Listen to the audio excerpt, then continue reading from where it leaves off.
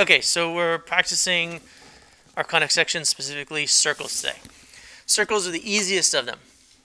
Okay, so we're graphing this circle. Now, a good way of starting this off is to remember to write down your equation.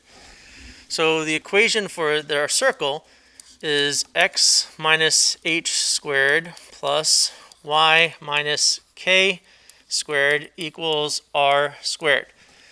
So I wrote this down right underneath just so that I'd have it to reference. This way I know what I'm looking for. Now, if you look at your formula chart, it says the center of a circle is HK and R is the radius. Okay? So if we look at this, we know that the radius is therefore, if 9 is r squared, that means our radius is actually 3. Real easy there, right?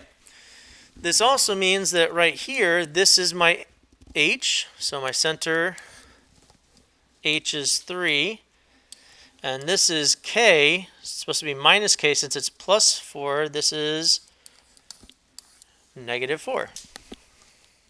So that's where my center is, and my radius is 3. So I come over here. When you draw a circle, you start with the radius.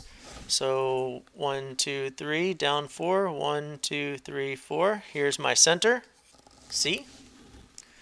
I have a radius of 3, which means from the center I can go up 3, over 3, down 3. So there's where my radius points are. And then we draw our circle. That's it. Like I said, circles are the easiest ones. Just got to find the center, and then if you know the radius, you just use that to draw 4 points, and then finish out your circle. Super simple. Okay? Now, the second practice problem we're doing, we need to find the equation first, and then graph it. Okay? Well, it tells me, all it tells me is my diameter. It tells my diameter points are at -2, -2. So I'm going to graph these. So this is 1 point on our diameter. And then 6, 4. 1, 2, 3, 4, 5, 6. 1, 2, 3, 4. Okay? So I know those are 2 points on my diameter, which means my center has to be somewhere between those 2 points, because that's what we know about a diameter. Diameter goes from one side of the circle to the other side of the circle, passing through the center. So my center's got to be somewhere in there. It's actually directly in the middle. So if we wanted to, we can use my midpoint equation here. Okay?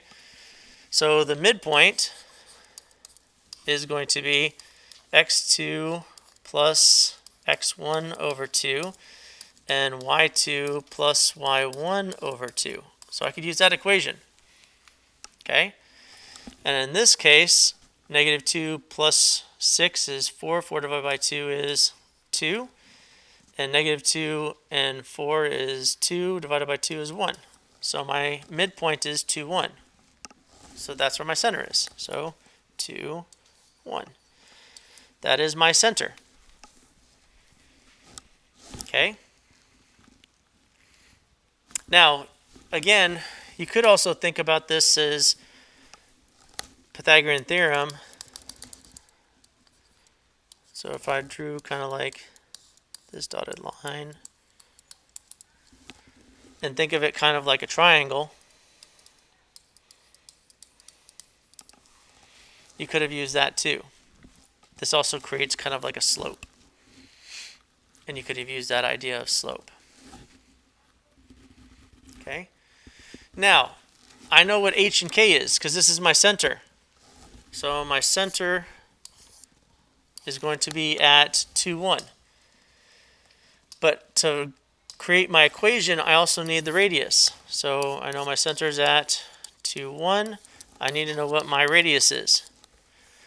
Well, I have my diameter. I just need then to find the radius. Okay? So that's what we're going to do. So we're basically talking about the distance equation here, or Pythagorean theorem.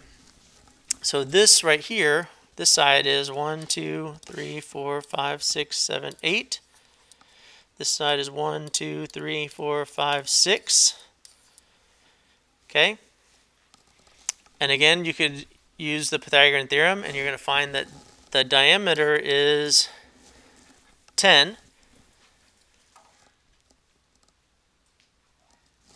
which means my radius is 5.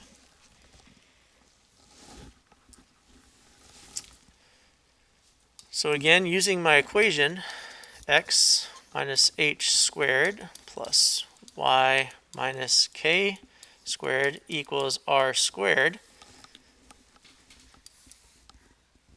That means my equation is x minus 2 squared plus y minus 1 squared equals 25.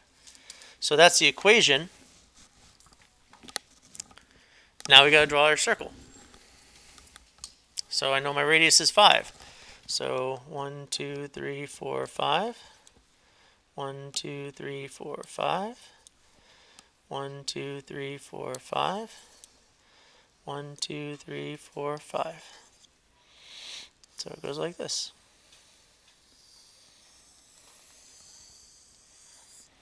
And there's our circle. And you can even see the diameter and the radius from our original points. Okay. So this is one of those problems where you started with like a diameter radius and then you had to fork backwards.